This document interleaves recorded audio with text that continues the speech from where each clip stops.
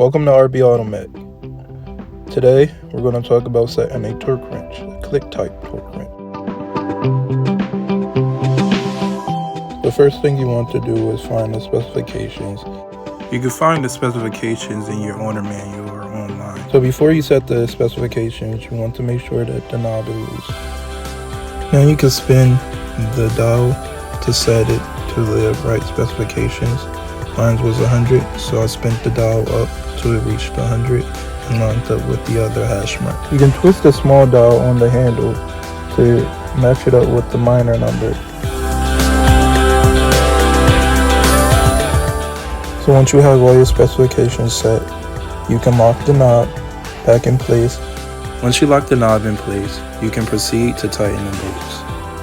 I will be putting pictures up at the end so that way y'all can get a better understanding of what I'm talking about in this video. Please make sure y'all like and subscribe and continue to follow me for some more videos.